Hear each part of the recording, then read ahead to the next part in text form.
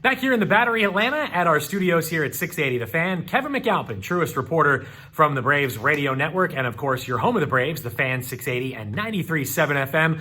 Hopefully you're having a great Sunday, everybody. The Braves are looking to make it 5 in a row here today at home as they give the ball to Kyle Wright in Game 3 of this 4-game series with the Mets. We'll give you a preview here in just a couple of moments. 7-1 was your final last night as the Braves scored early. Marcell Ozuna with a 2-run homer. Also, Ronald Acuna Jr. an RBI double and a solo homer in last night's ballgame as the Braves are now a perfect 4-0 here at Truist Park, and they'll look for that trend to continue here against the Mets. They can do no worse than a split of this 4-game series against their rivals from New York. Last night, again, good to see Ronald Acuna Jr. an RBI double with that home run. You wonder, hitting can be contagious. Could that be the point that gets Ronald Acuna Jr. going? The Braves certainly hope so. As far as the lineup here today, one change for the Braves. Adeiny Hechavarria back at second base. He will bat ninth. Dansby Swanson back up in that 2-hole for Brian Snitker's club, loading up on right-handed bats against David Peterson here today. Peterson looks every bit the part. He's 6'6", 240, but don't let that height and weight fool you. Fastball only in the low 90s, good sinking action. He's going to run a slider up there, a good hard slider, and a changeup and the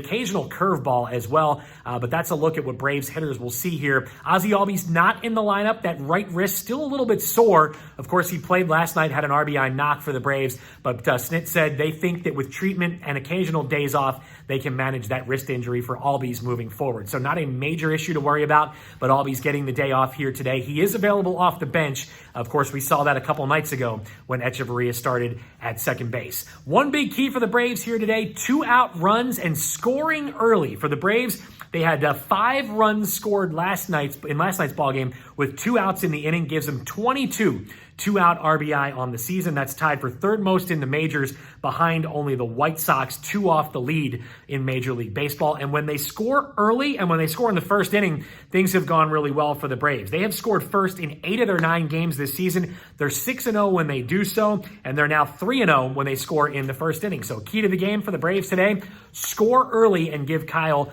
Wright a little bit of wiggle room. Of course, Kyle Wright, his first time out against the Rays, had a couple of good innings early on, then got away from his fastball, started relying on his breaking ball a lot more in the third inning. He would end up walking 3 of the first 5 Rays batters he would face.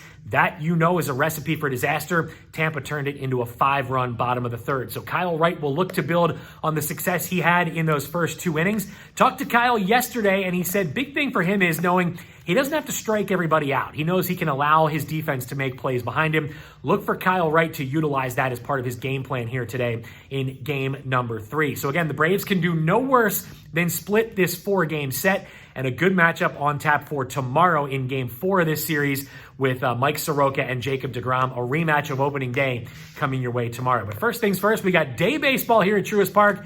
Beautiful day here in Atlanta, temperatures in the upper 80s, and hopefully you can join us for all the coverage as Ben Ingram and Joe Simpson have the play-by-play action for you right here on the Atlanta Braves Radio Network at 1:10 p.m. Eastern.